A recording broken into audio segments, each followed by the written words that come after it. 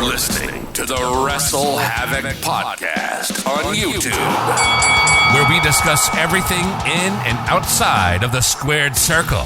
We talk all that goes on in the realm of WWE and AEW every week. And now, here's your host, the one that will give you a reality check on pro wrestling, Flamin' Ricky Duraeus. This is the WrestleHavoc Podcast.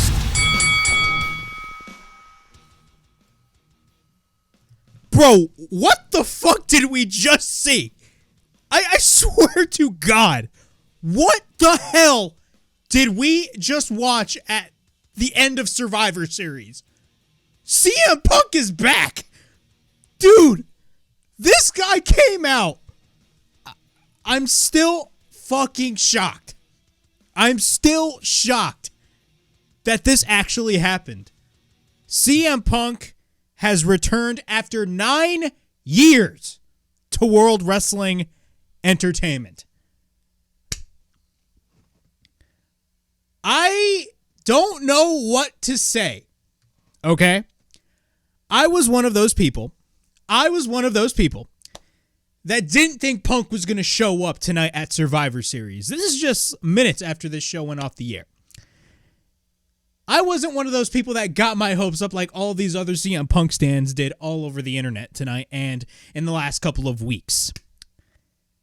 But bro, the way that WWE did this whole return for CM Punk, bro, they did... I don't know. I'm speechless right now. I am so speechless. I never marked out in my whole fucking life than I did on this show when I heard Cult of Personality play and CM Punk just came out. For all the shit that I said about CM Punk, and trust me, I said a lot of shit on CM Punk, especially after Brawl Out and all the shit that went on in AEW. And I still stand by a lot of the things that I said, by the way. I can't deny, man. I marked out when CM Punk comes back because I am still a CM Punk fan at the end of the day. I am a fan of CM Punk, but I'm not a fan of Phil Brooks. This, holy fucking shit. They really, we had Randy Orton's return and we had the return of CM Punk. I didn't think WWE was going to pull it off tonight. I seriously did not think WWE was really going to pull this CM Punk return off. But lo and behold, it has happened. Ladies and gentlemen, CM Punk has returned. The best in the world, the voice of the voiceless, has returned after 9 years to WWE. And it's safe to say Twitter is going absolutely crazy. On both sides. Twitter is going absolutely fucking crazy. You got one side right here calling CM Punk a hypocrite. And look, there is a lot of evidence to point that CM Punk is a hypocrite. I will not deny that. But I mean, look, there is a history in the history of this business. Look, there's been a history of guys burning bridges with the WWE. Very bad bridges, by the way. Like, they burned really bad bridges with the WWE. And years later, they end up reconciling and coming back to the company. I mean, it was bound to happen. I mean, the saying always goes, never say never. And it was the same thing with CM Punk tonight. I never thought in my wildest dreams CM Punk would return to the WWE. Let alone, man, him returning to wrestling. Because keep in mind, for 7 years, this man was away from wrestling. He was away from wrestling. When he left wrestling, he did not want to be associated with wrestling anymore. He did not want to be a part of wrestling at all. Just did not want to be a part of wrestling at all. He hated wrestling until those last few years. Of course, 2019, he did the talk show with Fox, WWE Backstage. And lo and behold, a year later or a year or two later, he returned to professional wrestling with The First Dance, selling out the United Center. Selling out the United Center based off of a rumor that this guy was going to return to professional wrestling. And, of course, the first few months in AEW before, him winning the world title and shit were great.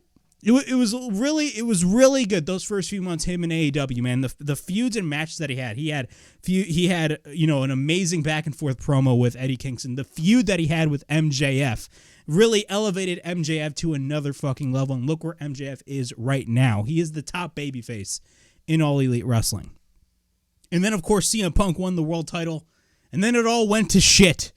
And then all these reports started to just outburst of him apparently getting Colt Cabana fired, and then all of a sudden he returns, and then he does this weird angle with Jon Moxley, has the match with Jon Moxley at All Out, Brawl Out happens, you guys get the drift.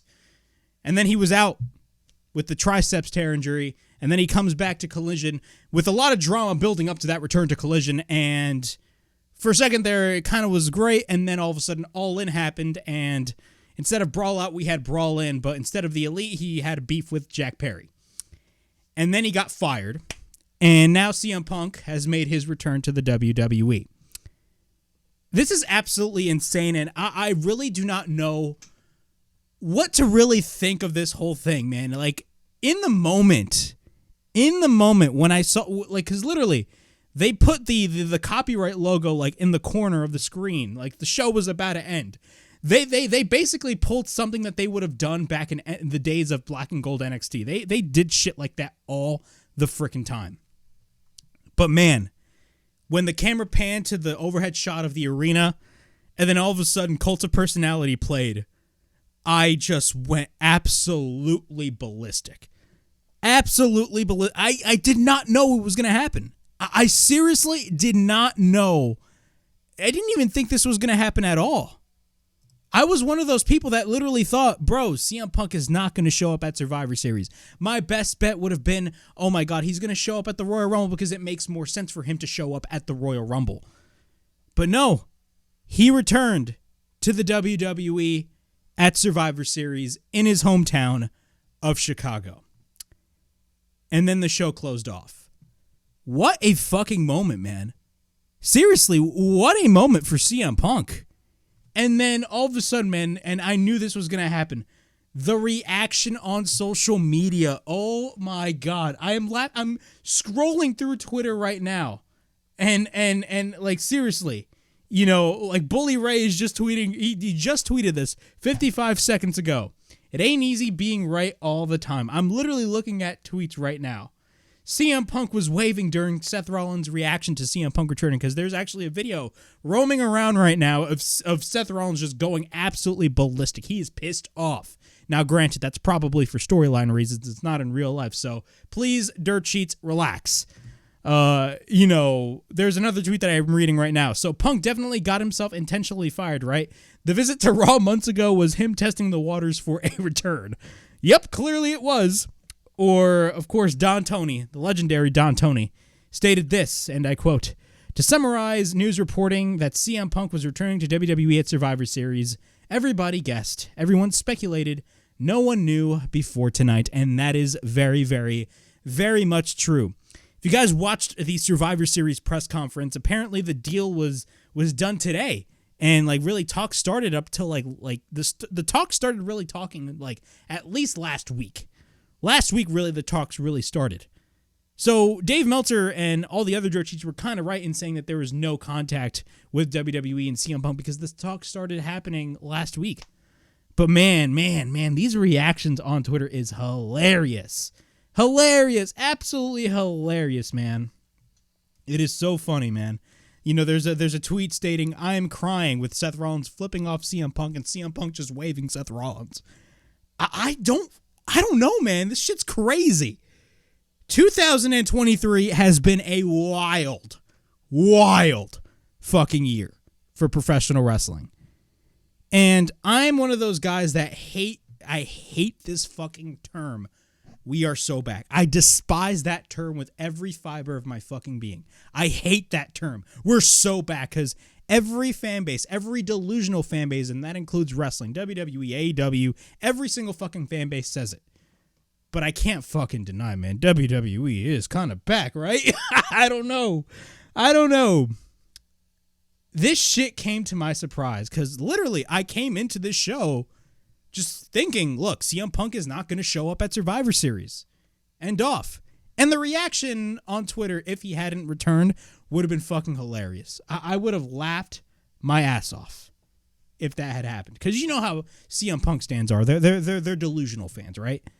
I'm a CM Punk fan, but I ain't no CM Punk stan. I'll tell you that right now. But, man, CM Punk is back.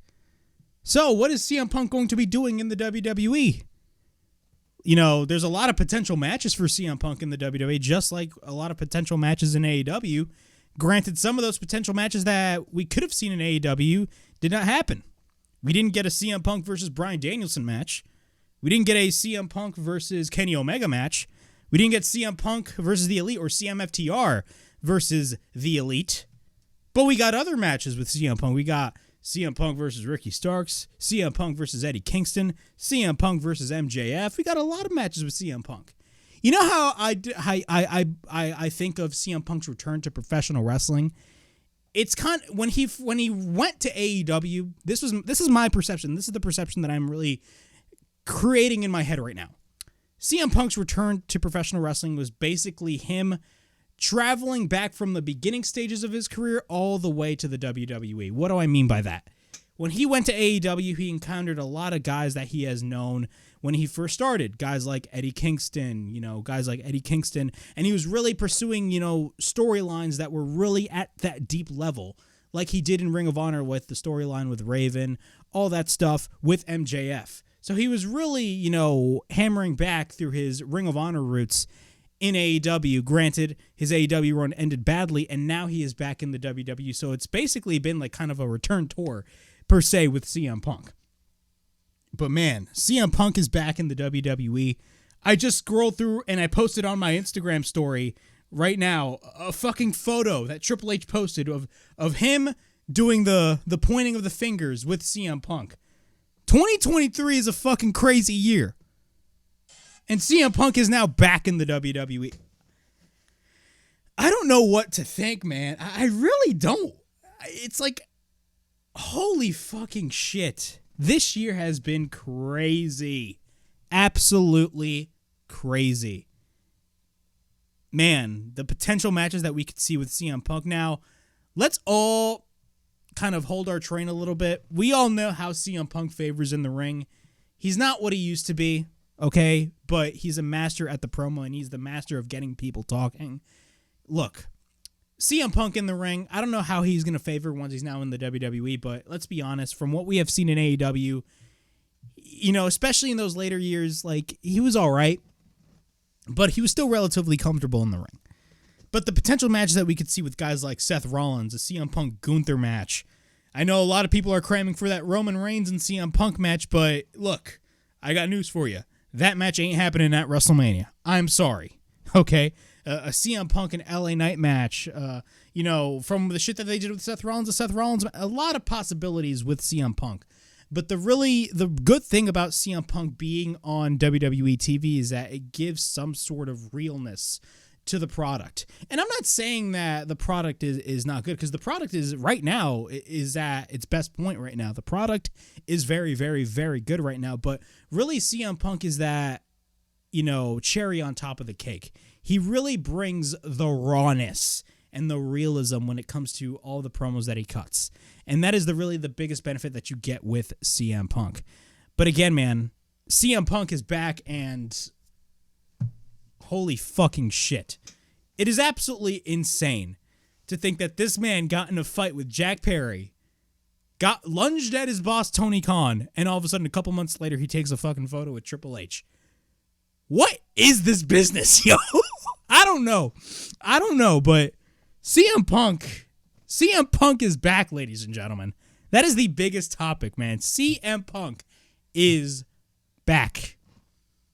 Okay, CM Punk is back, and unfortunately, those CM Punk stans are gloating at the fact that he's back right now. Those obsessed stans, bro, they were annoying my Twitter timeline constantly. But y'all were right, and CM Punk is back, and I ain't gonna lie, I marked the fuck out. And I'm proud to say that. But I will say I stand by everything that I have said with this AEW run and how his AEW run ended. Now, do I think... And now I'm going to get a little more serious.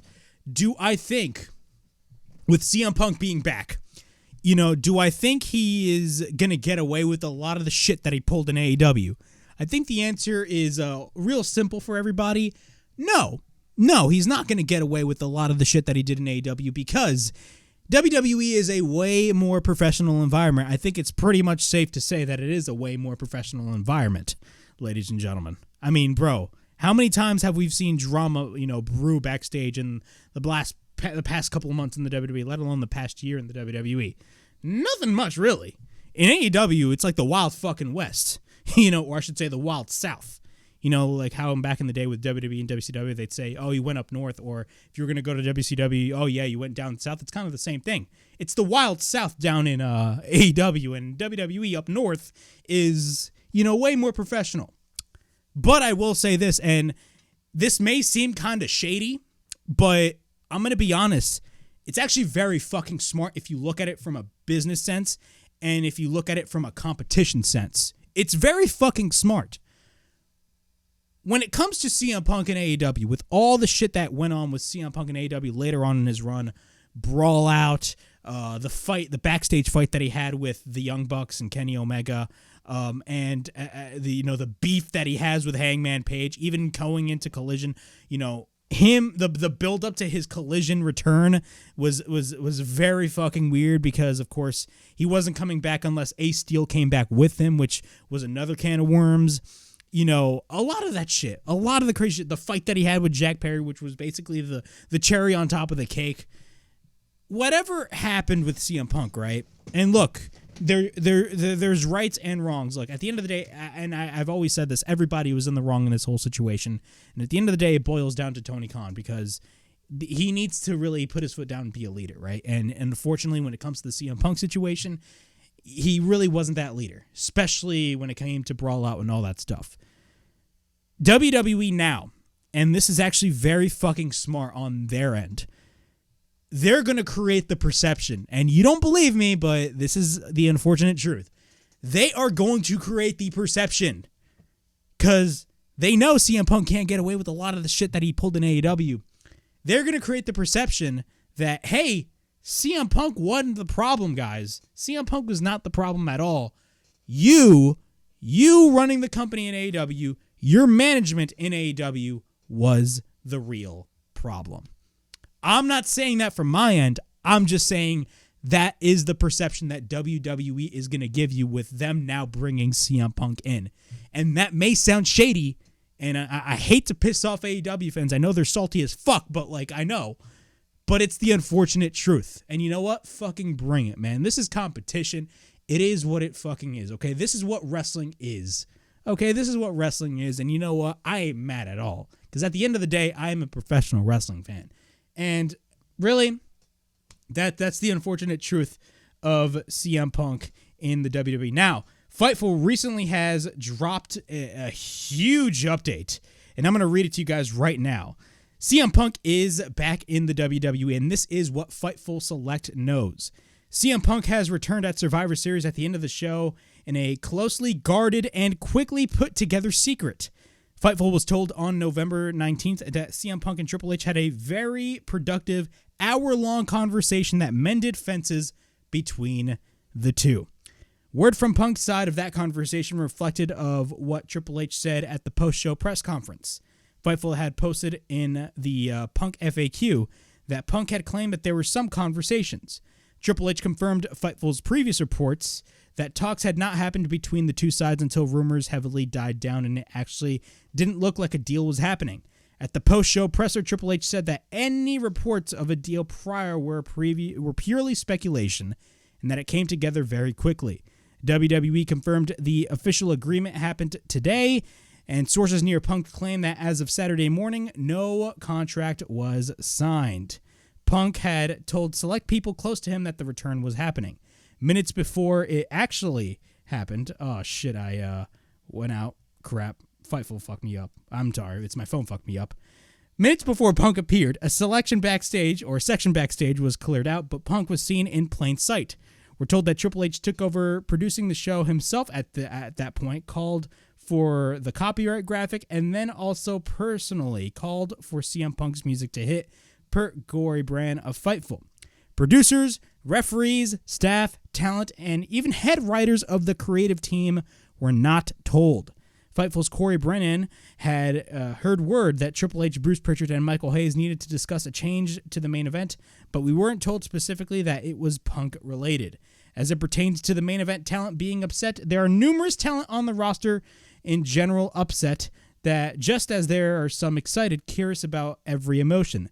Talent were pulled aside before the WarGames match and told that Punk would be returning at the conclusion of the show.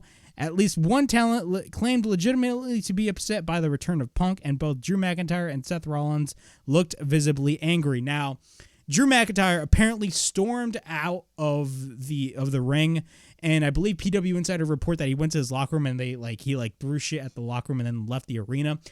It's safe to say when it comes to Drew McIntyre's case, Drew McIntyre stormed out of the ring before Punk came out. So I think that's probably a storyline purpose. With Seth Rollins as well, there's video proof of Seth Rollins genuinely pissed off that Punk is there flipping off CM Punk. CM Punk is literally waving. That's clearly a work. I don't think it's legitimate heat, but it is what it is.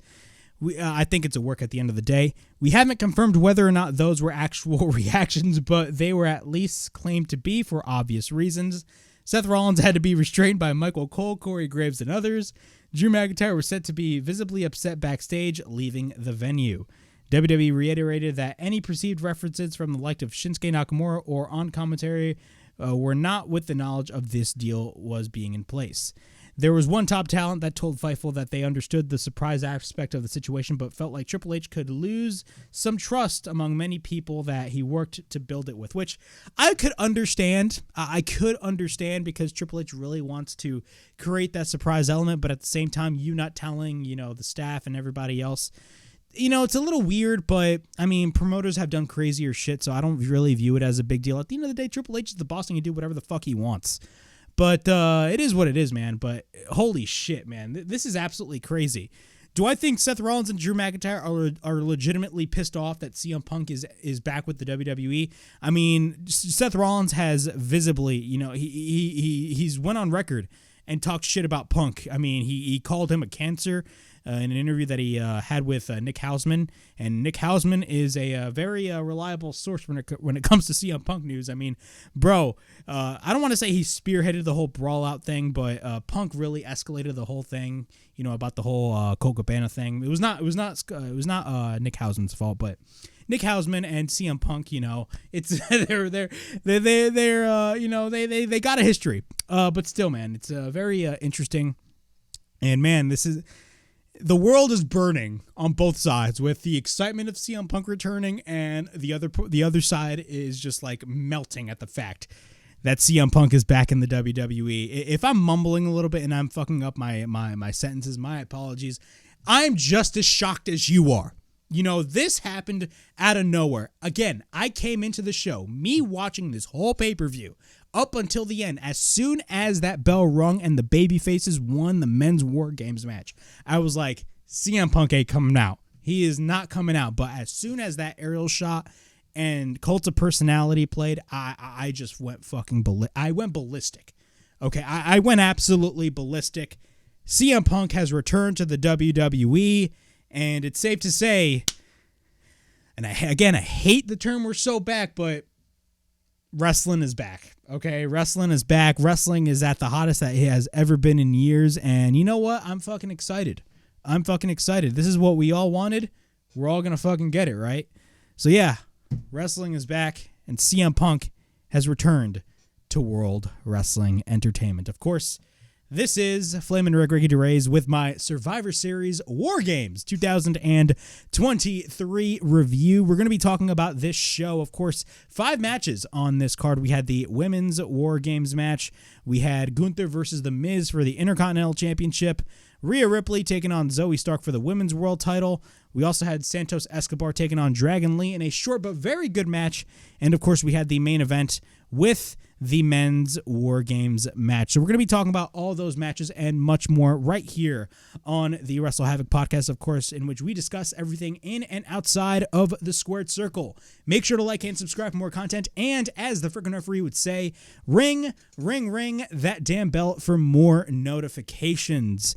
Of course, if you guys want to follow me on social media, I am on Instagram, TikTok, and Twitter. Of course, that's where I live tweet during Survivor Series, and that's where I live tweet during most of the weekly TV shows, and of course, all of the AEW and WWE pay-per-views. So if you guys want to follow me on social media, you guys can at FlaminRick_ or at FlaminRick0305, or on TikTok at Ricky DeRays. And of course, subscribe right here on the WrestleHavoc channel for more content right here on YouTube.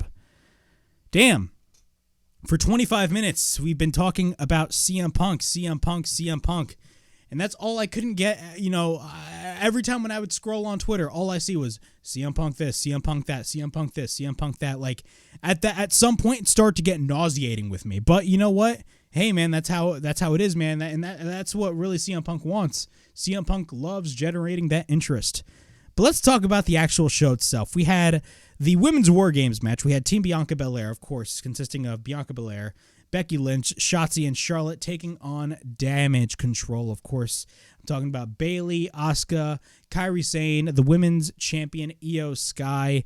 It was 4-on-4. It was not 5-on-5 like the men's. It was 4-on-4. And this was a very, very, very hot opener, man. The crowd in Chicago was off the charts. I mean, we all know when we watch AEW pay-per-views, and we watch any AEW show or any WWE show when they come to Chicago, you expect the craziest shit. Like, Chicago is a crazy wrestling market. It's one of the most passionate wrestling cities you could ever see, and this whole crowd in Chicago, man, they were chanting for CM Punk. They were chanting CM Punk throughout the majority of this whole show. And it would have been hilarious if he hadn't come out and the crowd would have just rioted. Because they would have done that. But CM Punk has returned. And of course, Chicago is a very passionate wrestling crowd. But let's talk about the Women's War Games match, of course. This was a pretty good match. I really enjoyed the match. Some of the spots in this match were absolutely insane. And, of course, the babyfaces got the win, but I'm going to go through this match real quickly. Becky and Bayley start. Becky takes down Bayley. Becky goes to the top. Bayley goes to the second rope. Becky then pushes her off, and then Becky rolls through. We get a kick by Bayley, but then both women exchange strikes. We then get a clothesline by Bayley, and then we get the exploder.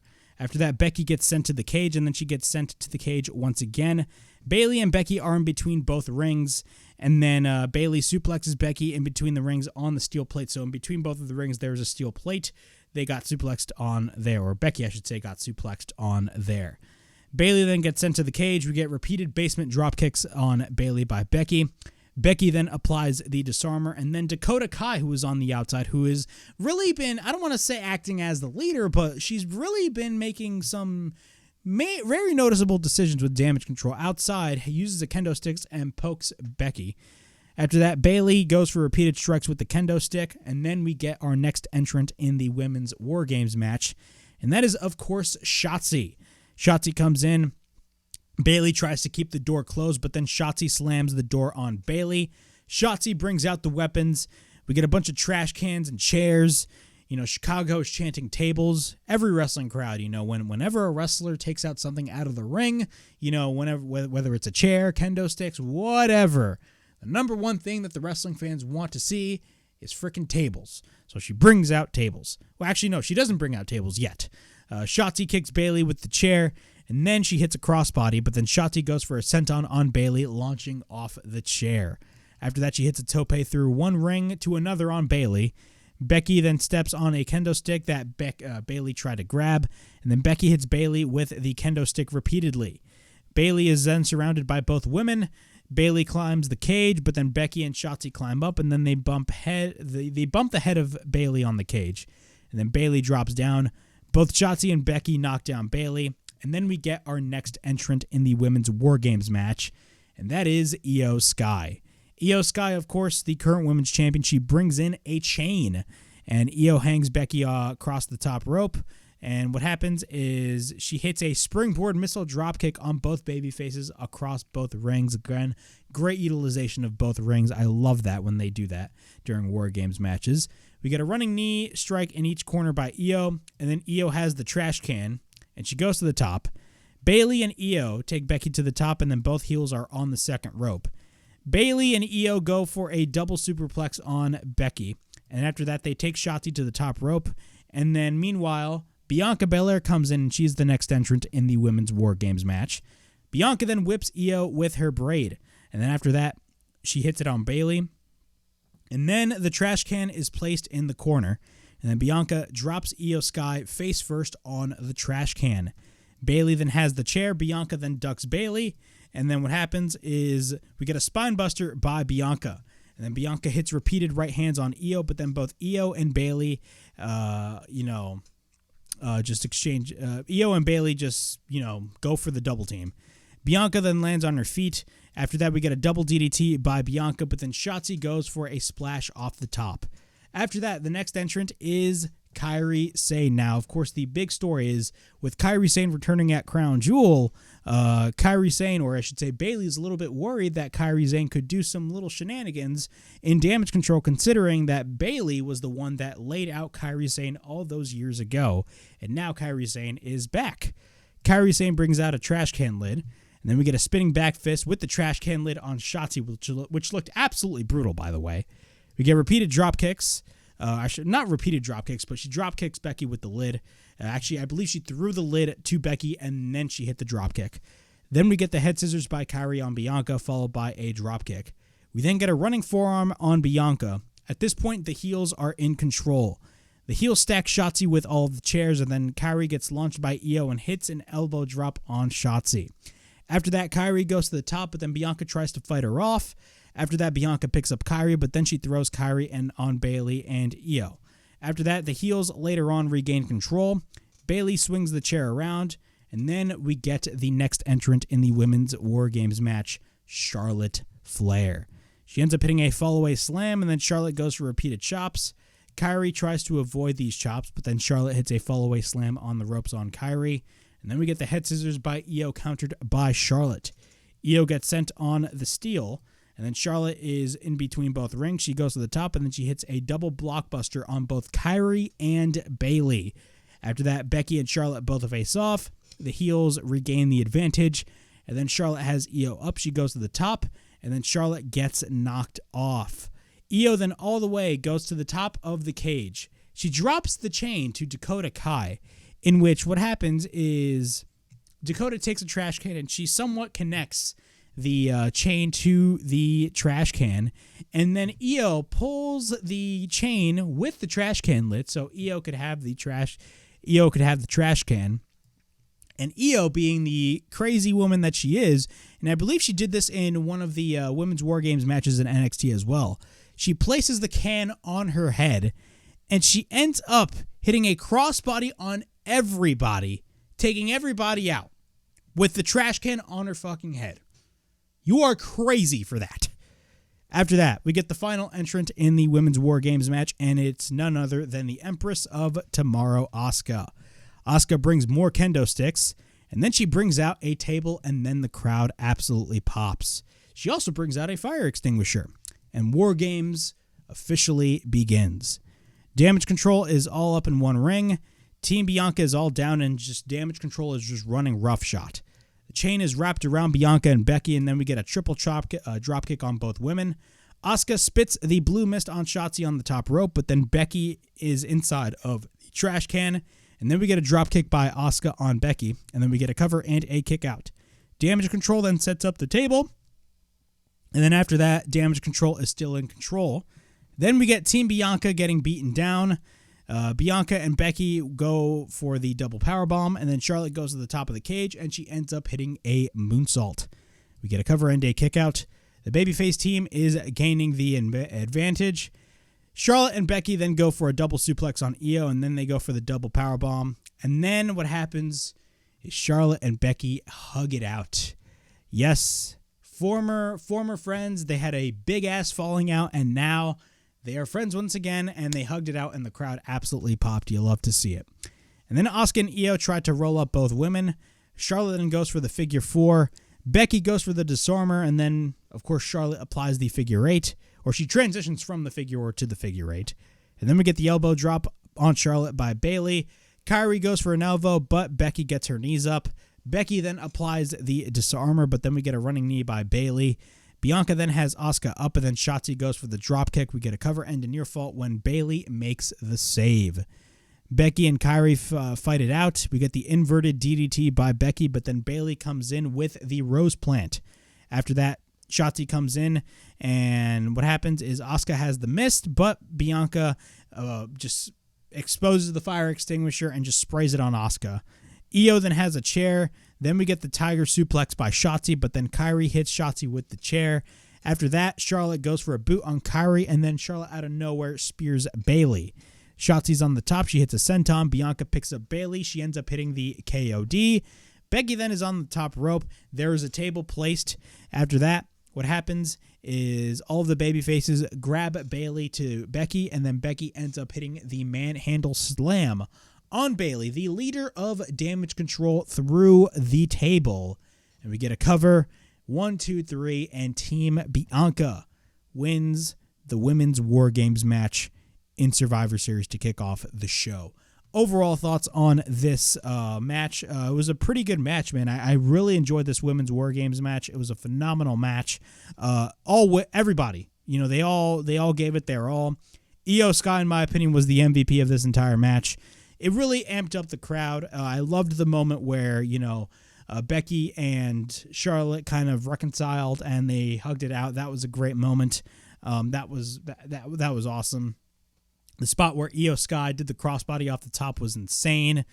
Just everything about this match, this match was everything that it needed to be. Now, where do we look forward to? What do we look forward to now coming out of this match? Really, the bigger story to really dive deep in is Damage Control, because we all know in some way, shape, or form, Bayley's going to get whacked from Damage Control. I can just sense that right now with the addition of Kairi Sane and now with the addition of Asuka. 110%, especially now that Bayley has gotten the win. They are going to whack the shit out of Bayley, and they are going to execute her out of Damage Control. That is my sense. But we do not know. I mean, Dakota Kai is making decisions, even though she ain't the leader, left and right. We're going to have to wait and see, but it's a very interesting development that we all should keep an eye on because, again, things are not looking good for Damage Control, even though they have new members such as Kairi and Asuka.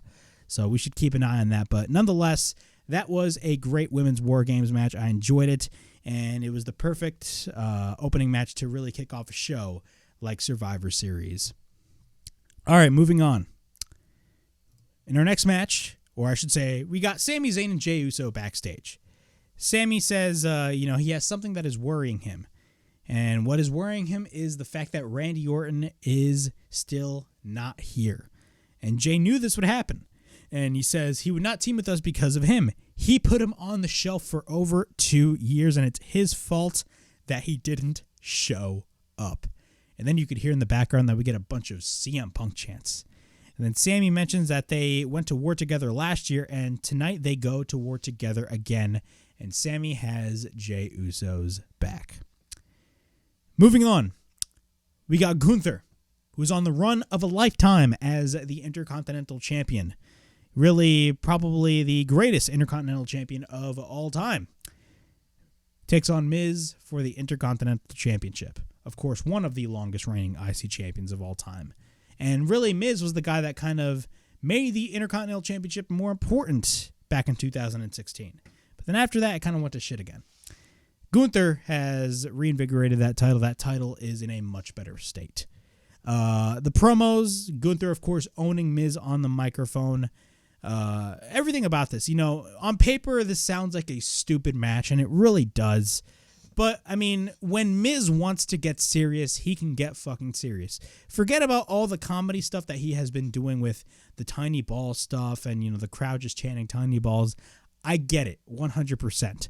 But again, when Miz wants to get serious, he will turn that goofiness straight, he will turn it the opposite way, and he will get serious. And when it comes to this match that he had with Gunther, this is probably one of Miz's best matches in my opinion. He looked really good in this match against Gunther.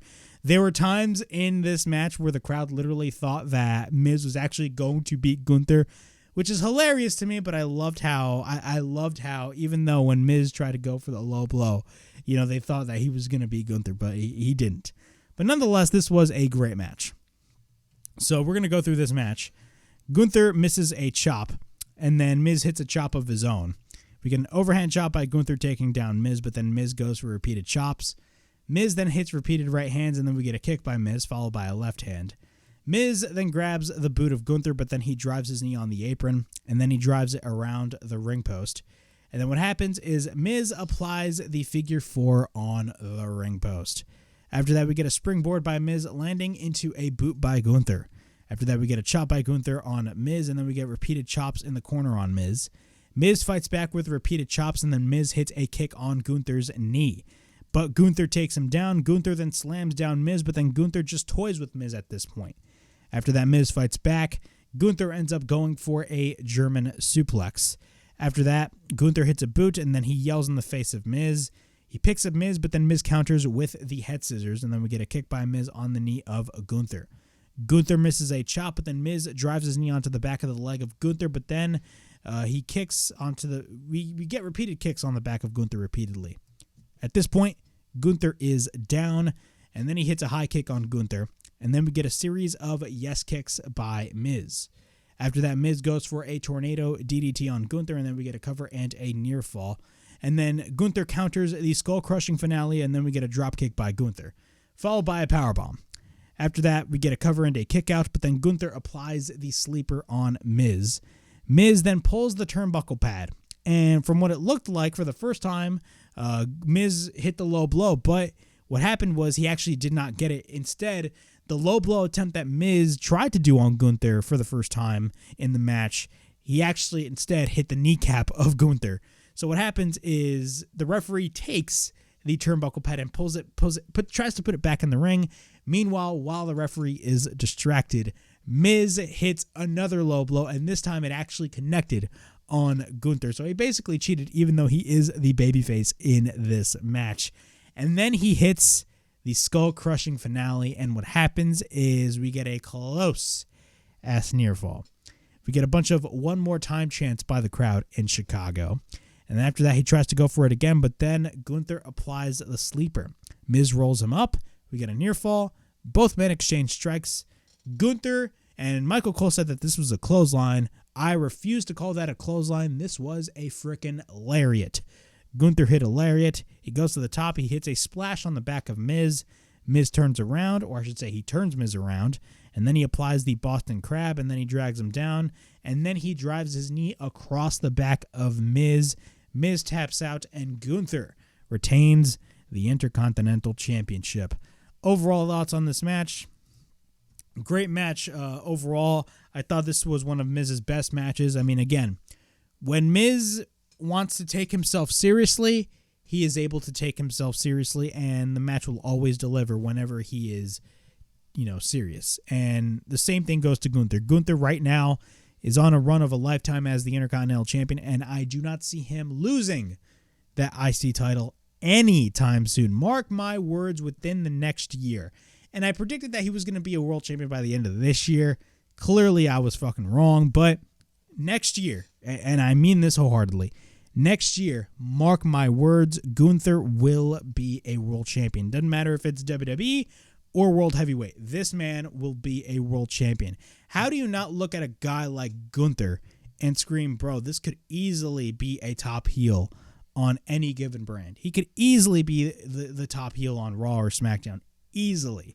So be on the lookout for Gunther, because clearly WWE views Gunther very highly, and they're definitely going to do a lot with him as we head towards 2024, and of course right now as he is the Intercontinental Champion. Judgment Day is backstage. Dominic says that Randy isn't coming tonight, and then Finn Balor thinks that if he does come, it will crack the team within, and that gains them the advantage for WarGames. Moving on, we got Santos Escobar taking on Dragon Lee. Of course, As you guys know, the original scheduled match was supposed to be Santos Escobar versus Carlito, but what happened was the angle that they did last night, Carlito isn't quote-unquote medically cleared to compete, so instead they replaced him with Dragon Lee. Of course, Dragon Lee is one of the best luchadors in the world, and they've been showcasing Dragon Lee throughout the past couple of months on the main roster. He's been in NXT for a couple of months as well, but recently, throughout the past couple of months, he's been on the main roster, and really, they showcased Dragon Lee very, very, very well. And this match that he had with Santos Escobar, did not disappoint whatsoever, in my opinion. I mean, the heel work that Santos Escobar is doing right now has been really good. Just really, really, really good. I mean, ever since they brought back the LWO, or, formed the LWO. I mean, they technically did brought it back, but, they reformed a new version of the LWO. And they included Santos Escobar in there. You kind of knew Santos was eventually going to turn on Rey Mysterio, because wrestling 101, right? But the way that they handled Santos Escobar's heel turn, I really enjoyed. I loved the fact that they made the fans question, hey, clearly Santos Escobar left those brass knucks on purpose at Crown Jewel, and then they did the whole build-up. I thought they were going to build up a little bit longer for the heel turn of Santos Escobar, but they really went full-fledged with that turn, and clearly we're going to be seeing a Rey Mysterio and Santos Escobar match further on down the line in the future. This match that he had with Dragon Lee, relatively short match, but again, the story was there. Santos was, of course, on a rampage, and Santos did everything that he needed to do in this match in order to really garner the heat that he needed to get for his new heel persona. We all know Santos Escobar is a good heel. Don't believe me? Look at the shit that he did with Legado del Fantasma. But again, great stuff. Lee misses a boot because he tries to go for a running boot immediately out of the gate. Santos goes after Dragon Lee. Santos goes for repeated stomps. Then we get a tilt-a-world backbreaker by Santos, and then we get a cover and a 1 count. He places Dragon Lee upside down into the corner, and then we get a running drop kick by Santos, and then we get a cover and a kick out. We get the double knees into the corner, and then he sends Dragon Lee onto the outside. He sends Lee to the steel steps, and then he places Lee onto the steel steps. And, of course, this is shades of what he tried to do with Rey Mysterio. But what happens is Santos ends up screaming that he will break his leg, and then he places Lee's leg inside the steps, and Lee's on the apron, so he escapes Santos Escobar from doing whatever he was going to be doing. And then he hits a kick. He goes for a running Hurricane Rana on the outside, but then Lee ends up going for a senton over the top rope. We got the running knee by Dragon Lee. We got a cover and a near fall. Lee goes for a couple of right hands. Lee picks up Santos, and then he drops him down. He goes to the top, but then Santos comes in. Santos goes to the top, and then he hits a Hurricane Rana on Dragon Lee. And then we get a cover and a near fall, but then Santos is in control. He tries to rip up the mask of Dragon Lee. Bro, I think you're ripping the mask off of the wrong guy. I think you should be ripping the mask off of Penta, because it always fucking happens to him. That was a little joke, by the way. We get a cover and a near fall. Santos is in control. Again, he tries to rip the mask of Dragon Lee. Santos takes Dragon Lee up to the top rope, but then Lee goes for a double stomp off the top. We get a cover and a kick out. Dragon Lee then runs into a thrust kick by Santos, and then both men exchange strikes. We get a running knee by Dragon Lee and then by Escobar. Lee then counters a lariat, and then he ends up picking him up. He hits the powerbomb, and we get a cover and a near fall. Santos then goes for the Canadian Destroyer, following up by the Phantom Driver. We get a cover, and Santos Escobar gets the win over Dragon Lee. Great match, great Lucha Libre match. Both men are phenomenal athletes, phenomenal wrestlers. And for the time that they had, honestly, even though I wish this match could have gotten a little bit longer, it got the job done and everything that it needed to do. And Santos Escobar is just only going to be elevated further on down the line with this new heel turn that he is doing right now. All right. In our next match, we got Rhea Ripley versus Zoey Stark for the Women's World Championship. Probably my least favorite match throughout the majority of this whole show. Rhea Ripley versus Zoey Stark. I don't know, man. We gotta start looking for new and better challengers for Rhea Ripley, because a lot of these challengers that Rhea Ripley is having, and look, I get it. Rhea Ripley is on the run of a lifetime. Primarily that has to do with the work that she has been doing with Judgment Day, because really, if you think about it, Judgment Day right now is one of the hottest acts in WWE, or not only in just WWE, in all of professional wrestling. And Rhea Ripley has a large portion to do with that. I mean, if you don't believe the impact that Rhea Ripley is having, I mean, like, bro, I have a lot of friends and family members that are just gravitated towards a lot of the stuff that Judgment Day is doing with, it's either Dominic or Rhea. You know, they are attracting casual fans, and you love to see it. But again, when it comes to her title reign alone, I could care less whether or not she has the title or not, because it really all depends on the work that she is doing and the chemistry that she has with Judgment Day. You know, the challengers that Rhea Ripley has, in my opinion, are not credible challengers. We need to have somebody that is on the level of a Rhea Ripley, somebody that can easily gravitate towards the fans, and somebody that is a great babyface. And I don't think WWE really has that right now on the Raw side of things. So we're going to have to wait and see what they do. But nonetheless, this was a fine match. Again, my least favorite match, but you can't say it got the job done, but I could care less watching this match. Zoey goes for a takedown. Rhea gets taken to the outside, but then Zoey goes for a crossbody over the top rope onto the outside. We get a dropkick by Zoey.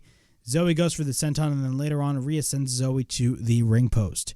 Rhea goes for repeated right hands, and then Rhea goes for the headbutt. After that, just Rhea screams at Zoey, "You are nothing." Rhea then takes Zoey up, but then we get the suplex by Rhea, and then we get a cover and a 1 count.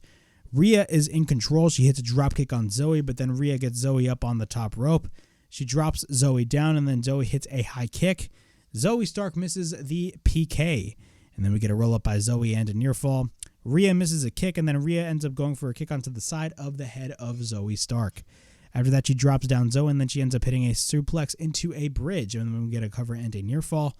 Rhea then shoves the face of Zoey, but then we get a kick by Rhea, and then she hits the riptide, but Zoey counters into a German suplex. She then hits the running knee, and then we get a cover and a kick out. Then Zoey tries to go for the Z360, but then Rhea counters. Rhea once again hits the headbutt and then hits the riptide, and we get a cover. And Rhea Ripley retains the Women's World Championship. Not surprising. There was no chance in hell, no pun intended, that Zoey Stark was going to win that title. Just saying. Moving on. Basically, Randy is still not in the building, but it's time for our main event. Yes, it is time for our main event, and it is Team Cody Rhodes taking on the Judgment Day Andrew McIntyre. So Cody Rhodes' team, consisting of course, the American Nightmare, Cody Rhodes, Sami Zayn, Seth Rollins, Jey Uso, a cast, and yes, I said it, a cast of baby faces, man. If there's one thing that WWE has going for themselves right now, it's the way that the audience gravitates to their top baby faces. Cody Rhodes is so over right now. Sami Zayn is, even though some people may say his momentum has kind of dropped, Sami Zayn is still relatively over. Seth Rollins is over. Jey Uso is over. The cast of baby faces that they have right now. You know, hell, even LA Knight. If you think about it, it kind of creates that cool factor, and we really haven't seen a lot of that in a long, long time in the WWE, so I love that they have that right now. The baby faces are baby faces that the fans can gravitate to, and the fans have a genuine connection with, and I absolutely love that, so that is great to see. Taking on, of course, the Judgment Day, consisting of Finn Balor, Damian Priest, of course, the current undisputed tag team champions, J.D. McDonough, Dominic Mysterio, and, of course, Drew McIntyre. Throughout the majority of the match, Randy Orton did not come out yet, and, of course, they saved it for his return. Rollins and Finn Balor start. Rollins ends up going for a tope on Balor. Balor gets sent to the cage, and then Rollins picks Balor up. Balor escapes. Balor goes for a lariat, and then later on, Balor is in control. He sends Rollins to the cage, and then he hits a sling blade. After that, Balor runs into a super kick by Rollins, and then Rollins and Balor are both in between both rings. They try to go for the pedigree, that being Seth Rollins, but what happens is Balor goes for a backdrop on Rollins on the steel. Balor's on the top. He goes down. Rollins goes for the sling blade, and then we get a backbreaker by Rollins. Rollins then drives his knee on Balor, and then we end up getting the next entrant in the WarGames match. And, of course, it is from the Judgment Day, J.D. McDonough. J.D. gets hit with the boot, and then later on he gets hit with the kendo stick, and then he hits Rollins with it. J.D. comes in then with 3 kendo sticks. He hands the kendo stick to Balor, and then both Balor and J.D. McDonough hit Rollins repeatedly with the kendo stick. Rollins then tries to fight back, but then J.D. McDonough goes for a springboard moonsault. At this point, both heels are in control. After that, we get the next entrant in the men's WarGames match, and it is, of course, main event, Jey Uso. Jey grabs a chair, he hits J.D. McDonough with the chair, and then on Balor. Every time he hits a right hand, the crowd goes yeet. You know how I was talking about how the babyfaces have a shit ton of an emotional connection with the audience? Yeah, I'm talking about that emotional connection. Every time when Jey Uso hits a right hand, it's yeet, yeet, yeet. You love to see it. We get repeated rights on JD, and then repeated rights on Finn Balor. We then get a spinning enziguri by Jey Uso. After that, we get a double super kick by Rollins and Jey. Rollins then hits repeated right hands, and then he goes to the other rope. He ends up hitting a sledge on J.D. McDonough. After that, we get the next entrant. And from what it looked like, Drew McIntyre was going to be the next entrant, but Priest being the unofficial, quote-unquote, leader? Maybe, maybe not. Of course, he is Senior Money in the Bank. Priest stops Drew McIntyre and says, "We stick to the plan that we discussed." Great storytelling. So what happens is Priest is next. He goes into the ring, but, of course, what happens is both Rollins and Jey gang up on Priest. JD comes in. Priest has a steel baton. Yes, he has a steel baton, and he hits everybody with it. Priest then goes for repeated back elbows, and then he plants down Rollins. Priest then goes to the top, and then he ends up hitting a cannonball senton. After that, Judgment Day is in control. Balor hits Jey with the chair, and then we get our next entrant, and of course, it is Sami Zayn. Sami Zayn steals the kendo stick and hits it on J.D. McDonough. He slams the door on the head of Balor, and then Sami takes out the table. We get a bunch of Usi chants by the crowd. Then Sami clotheslines Priest onto the steel, and then we get repeated stomps on Priest by Sami, and then he ends up hitting a blue thunder bomb on Balor. Sami goes to the top rope, and then he climbs up at the top of the cage, but J.D. McDonough comes in. Sami takes him down, he grabs the steel pipe, and he hits everybody with that steel pipe. Sami then ends up riling up the crowd. We get a kick by Sami, followed by repeated right hands. After that, he drives his boot on Balor, and then a chair is set up. Rollins then sends Balor face first on the chair, and then we end up getting our next entrant, that being Drew McIntyre. He picks up Rollins, he drops him down, and then he drives Sami into the corner. We get a belly-to-belly throw on Sami, followed by a back elbow by Drew. And then Drew plants Rollins on Sami, and then he points to Jey Uso onto the other ring. Of course, Drew McIntyre is pissed off because, of course, the Bloodline fucked over the career of Drew McIntyre, and now Drew McIntyre is pointing all of his anger at Jey Uso. Makes total sense. Then both men exchange strikes. Drew misses the Future Shock DDT, and then Jey right hands Drew, and then we get a neck breaker by Drew, and then he sends Jey to the steel. Drew then screams at Jey to acknowledge what he did. He ends up picking up Jey, and then he sends Jey to the cage once again. Then what happens is, out of nowhere, Jey Uso and Sami Zayn hit the 1D, the one and done. And then we get our next entrant, and that next entrant is the American Nightmare, Cody Rhodes. Of course, Cody Rhodes is entering, for the very first time in his career, the match that his own father created. Great visual. Great visual. And just thinking about it, amazing. Think about this. A couple of years ago, AEW's very first Blood and Guts match, it was basically their version of WarGames with the original rules, submit or surrender. Cody Rhodes was supposed to be a part of that match, but of course, COVID happened, and it messed up everything. Now, fast forward a couple years later, he's entering a WarGames match for the very first time. It's great to see that. Cody goes after everybody. We get a clothesline on J.D. McDonough. After that, we get a backdrop by Cody. He picks up Balor, and he drops him down on J.D. After that, Cody has a bull rope. Shades of something that Dusty Rhodes would do in one of the old WarGames matches. Rollins has the other end, and basically they hit the bull rope on Finn Balor, and then they low blow him with the bull rope. After that, Rollins wants to know, is Randy coming? And then we end up getting our next entrant, which is, of course, the final entrant on the heel side, Dominic Mysterio.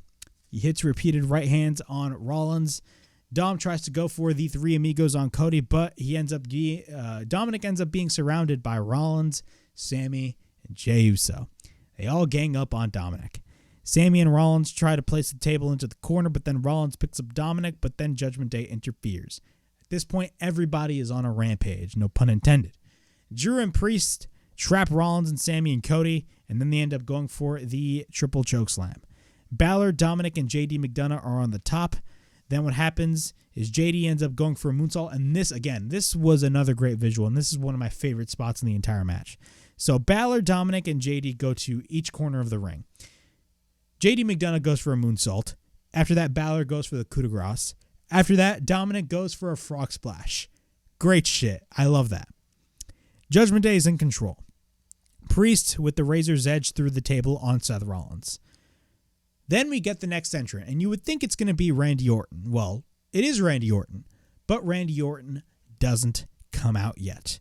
So what happens is instead, Rhea Ripley, yes, mommy herself, Rhea Ripley runs out with the briefcase, Damian Priest's Money in the Bank briefcase. And it looks like she is about to cash in for Priest that Money in the Bank briefcase. But what happens is Randy Orton's music plays, Rev Theory's voices plays, and Randy Orton comes out, and Randy Orton looked fucking jacked in a good way. He looked jacked as hell. He looked freaking awesome. Randy Orton comes out and WarGames officially begins. It was so good seeing Randy Orton back after all this time because, again, Randy Orton is one of those real ones, man. He really is. Really is. But what happens is WarGames officially begins.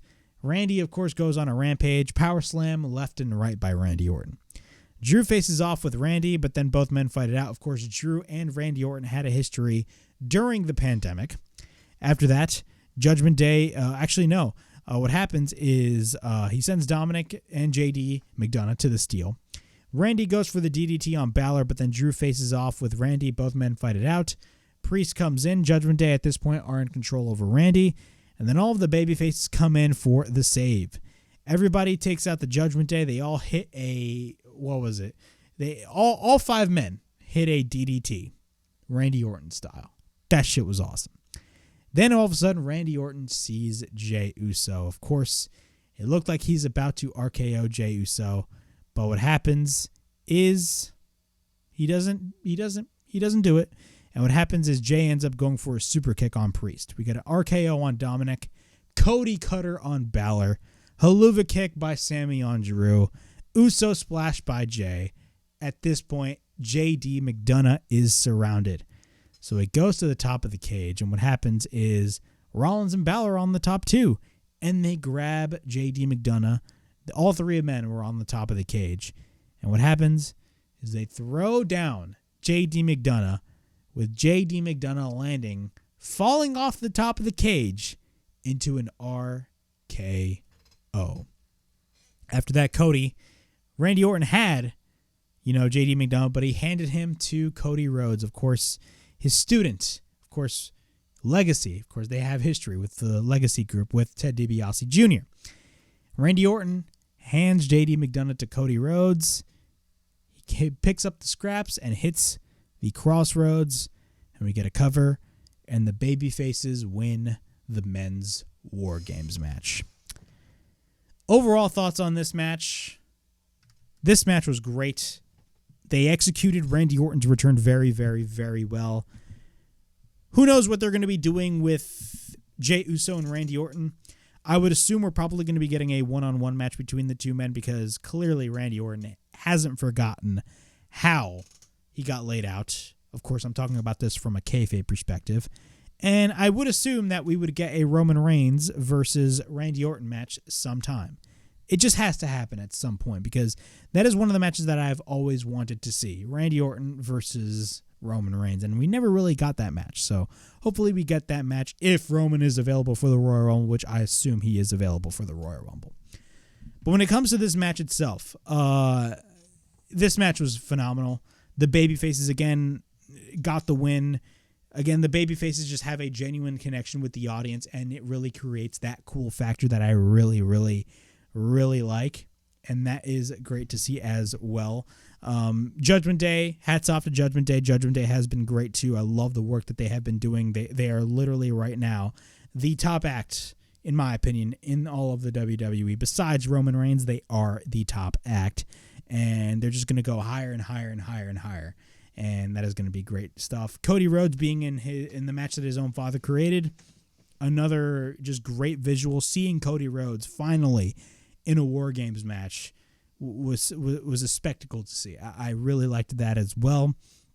The story aspect, the order that they did things in the match, that is exactly what a WarGames match really needs to be. And the WWE did everything right when it came to this WarGames match. So yeah, that was the men's WarGames match, and of course, all of a sudden, Cult of Personality plays, and CM Punk shows up at the end of the show, which I already gave my thoughts all the way at the top of this review, which is basically the main talking point, that being CM Punk is back in the WWE. That is the biggest story right now in the entire fucking industry. But I already talked about that at the top of this review, so if you guys want to hear my thoughts, scroll back. Or backtrack this video all the way in the beginning because immediately I talk about CM Punk for like the first 25 minutes. But yeah, that was my Survivor Series WarGames 2023 review. Overall thoughts on this WWE PLE. I thought this was a great show. Phenomenal show, to say the least. Both WarGames matches were off the charts. Really, my only, the weakest match, in my opinion, was the Rhea Ripley Zoey Stark match. But aside from that, everything else on this show was great. It sucks that Roman Reigns was not on this show. It would have been much more impactful, in my opinion, if Roman Reigns was on this show. But apparently, Roman Reigns' schedule, he doesn't appear on this show, which sucks, but we're going to be seeing him at the Royal Rumble. So that is great to see. But nonetheless, great show, quality over quantity. Only 5 matches on this card, but most of those 5 matches delivered, and both WarGames matches delivered as advertised as well. So yeah, that was my Survivor Series 2023 review. Please like, subscribe, comment down below. Push that bell for notifications. I'm on the lookout for more videos right here on the WrestleHavoc Podcast, in which we discuss everything in and outside of the squared circle. Make sure to like and subscribe for more content. And as the frickin' referee would say, ring that damn bell for more notifications. CM Punk is back, ladies and gentlemen. And of course, as always, it is yours truly, Flamin' Ricky DeRays, signing out. I'll see you guys later. Peace.